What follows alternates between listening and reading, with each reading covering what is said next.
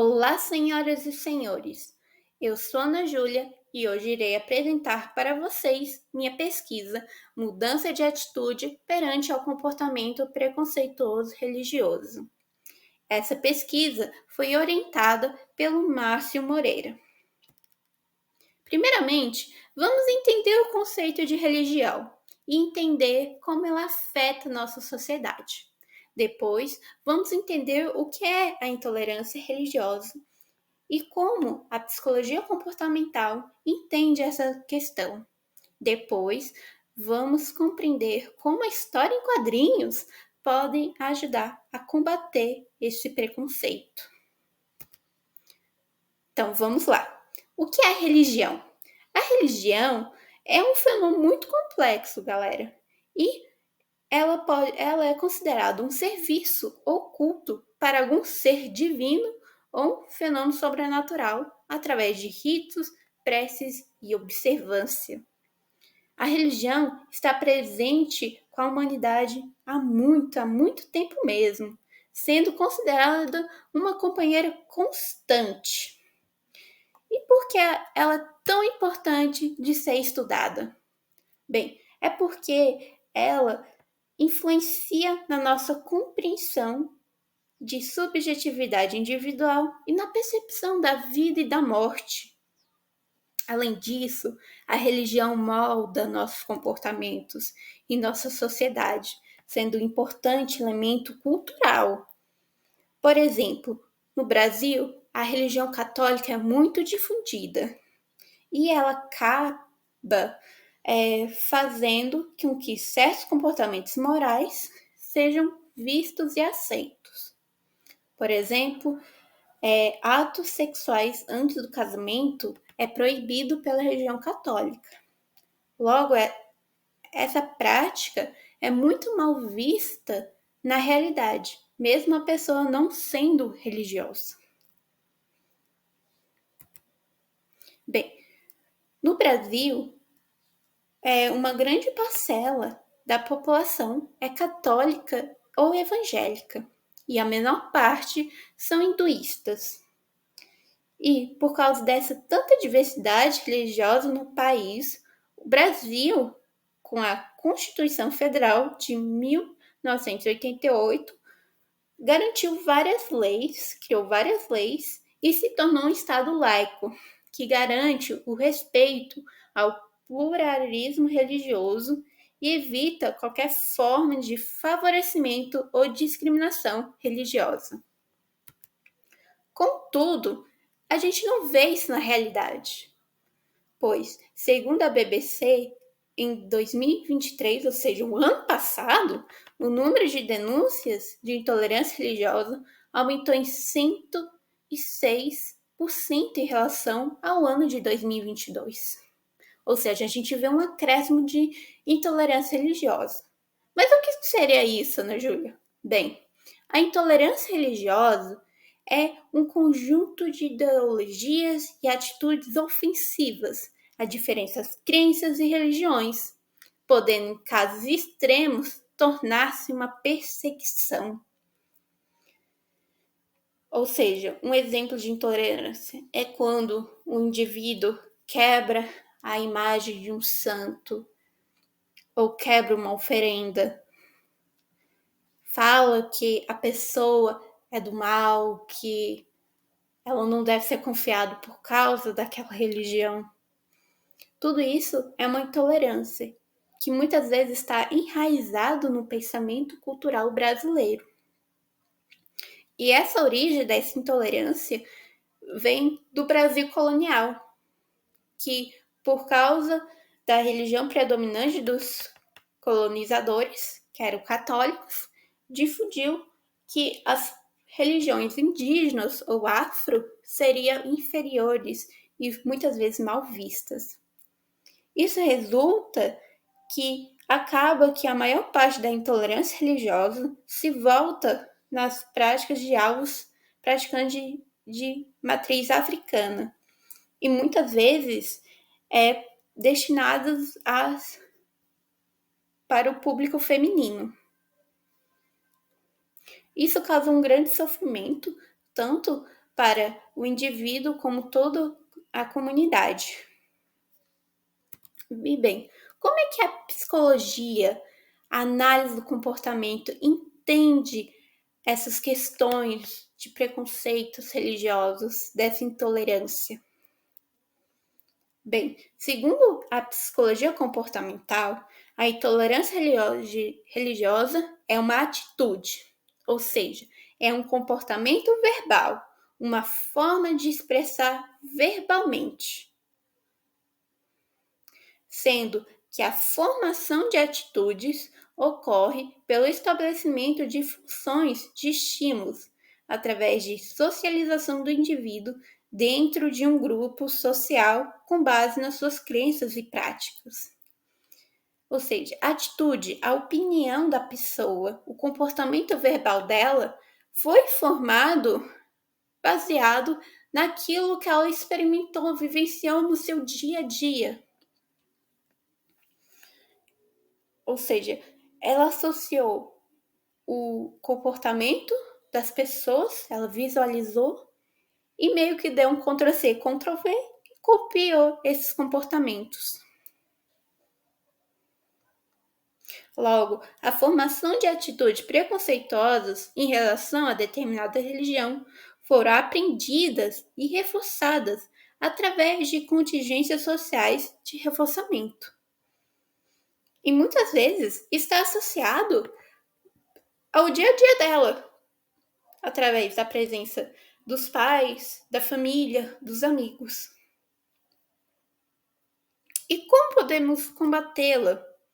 Bem, para combater a intolerância e outros tipos de preconceito, Murray e Barway, gente, eu não sei falar isso, sugere que as histórias narrativas podem ajudar na mudança de percepção do indivíduo de uma forma mais simples, diminuindo sua resistência à mudança.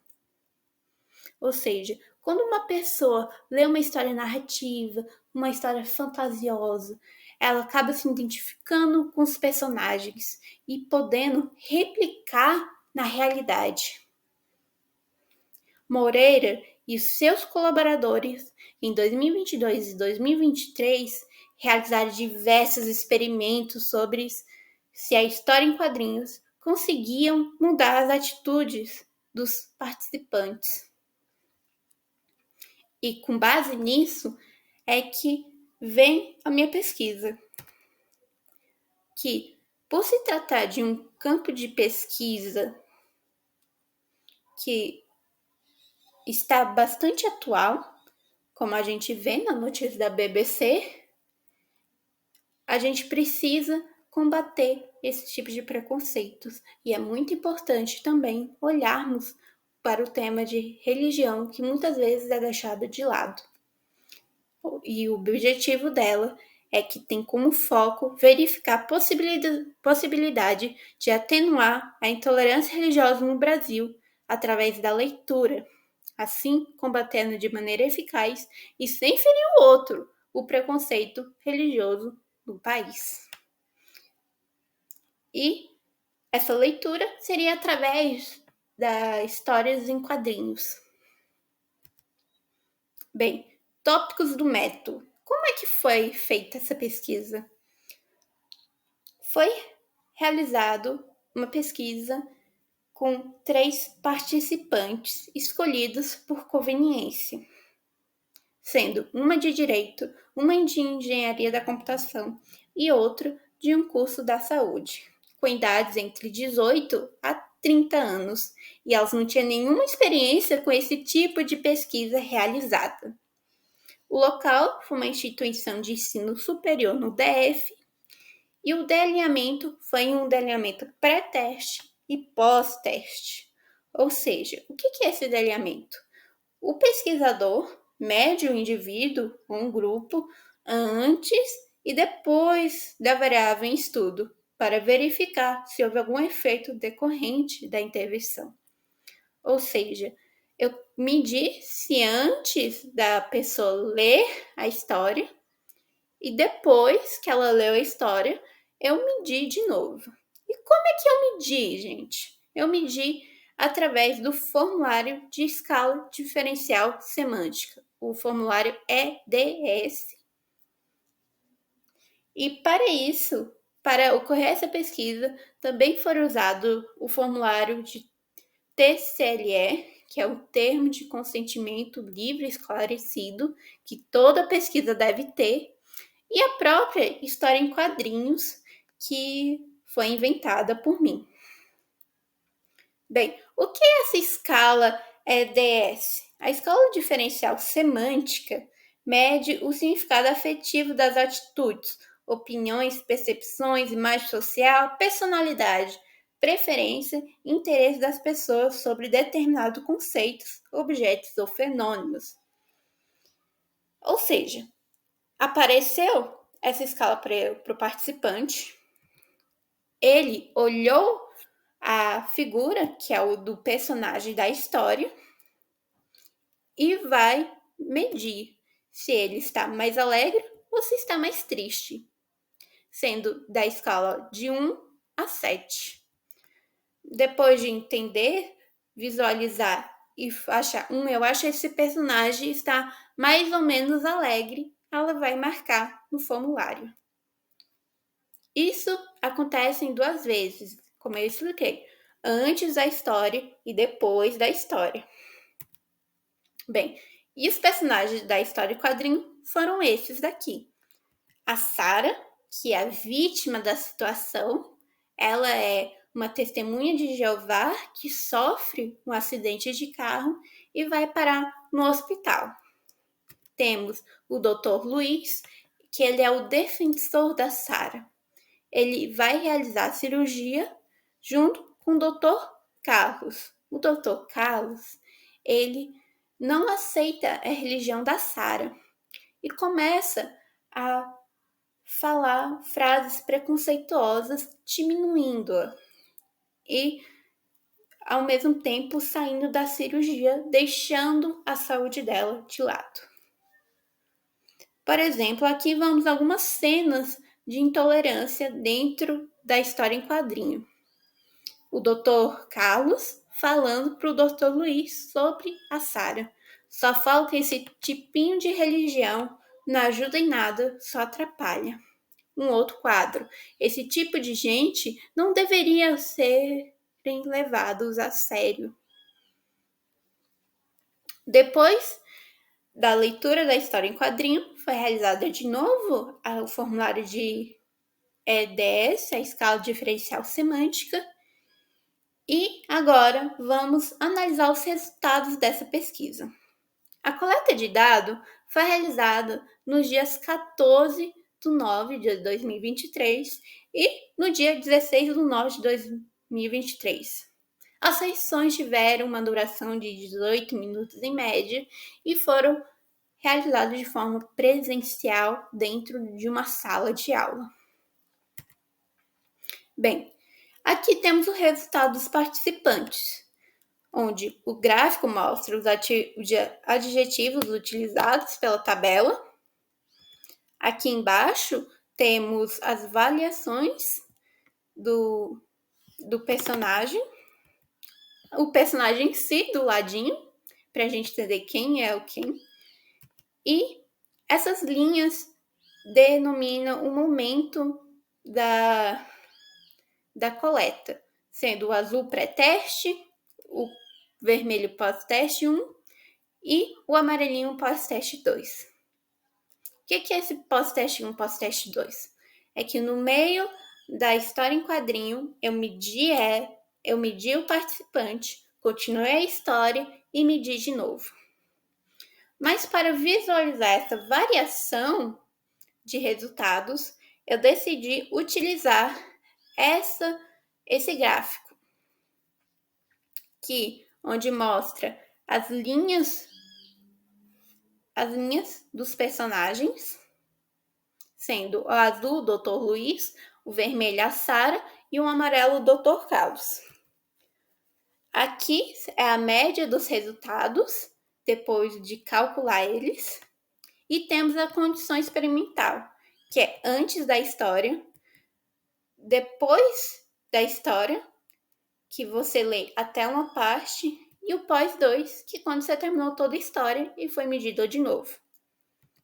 Aqui podemos ver que o Dr. Luiz e a Sarah começam praticamente iguais.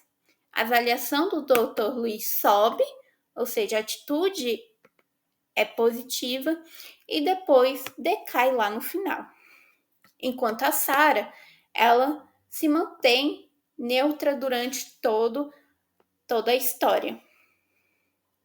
Já o Dr. Carlos começou negativamente, mas ele sobe um pouquinho até chegar no 0, mas não foi avaliado de forma positiva para o participante 1.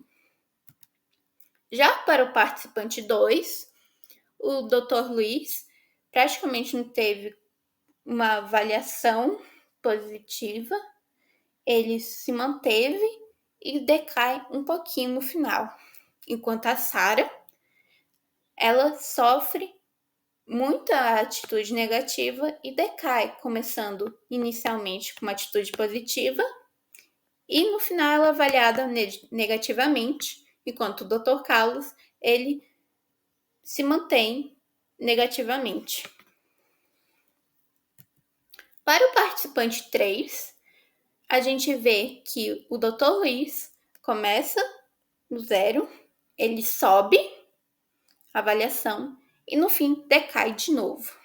A Sarah, ela permanece com a mesma avaliação, praticamente não há uma variabilidade, enquanto o Dr. Carlos começa positivo e decai para o negativo, ou seja, sua avaliação é negativa em relação ao seu começo. Bem, hipótese dos resultados. Por que deu isso? A hipótese de que os valores de natureza positiva, embora seja baixa do personagem Dr. Luiz, é que ele defendeu e respeitou as crenças da vítima. Porém, na história em questão, ele não conseguiu salvá-la. Ou seja, no pós 2, ele não conseguiu salvá-la e por isso que a gente vê um decaimento nos 3 gráficos. Já a possibilidade dos valores negativos do Dr. Carlos se dão por desmerecer a crença da vítima e não participar da cirurgia. Como vocês podem ver, todos os 3 gráficos estão... Não, todos os 3 não, gente, desculpa. O P2 e o P3 têm uma avaliação negativa decaindo. Somente no P1 que a avaliação do Dr. Carlos sobe. Por que disso? Porque a participante do P1, ela é uma estudante de direito e fala que o Dr. Carlos, ele meio que está certo no âmbito jurídico brasileiro, porque ele não deve colocar uma religião à frente da cirurgia. Mas como ele saiu, ele está errado do mesmo jeito. Então é isso. A personagem Sarah tem seus valores neutros e constantes no P1 e no P3, possivelmente por ela se encontrar em estado de coma. Ela está anestesiada, ela não tem nenhuma fala e nenhum movimento ao longo da história em quadrinho. Ela é um objeto neutro. Agora, com tantos esses resultados postos a vocês, vamos para considerações finais da pesquisa. A limitação encontrada é que o roteiro foi escrito de maneira bem simples, que não aprofunda muito as falas preconceituosas e as relações entre os personagens. Sugere-se que pesquisas futuras sobre o mesmo tema procure conhecer as avaliações negativas dos personagens, não por conta das medidas extremas, por exemplo, do personagem Luiz não conseguir salvar Sarah, ou a Sarah não falar, não se mover. Verificar se o modelo do desenho utilizado para caracterizar os personagens influencia nos valores designados, ou seja, talvez se um desenho mais elaborado ou mais simples possa mudar essa percepção, e aprofundar mais a religião escolhida dos personagens. Muito bem, obrigada pela atenção e é isso.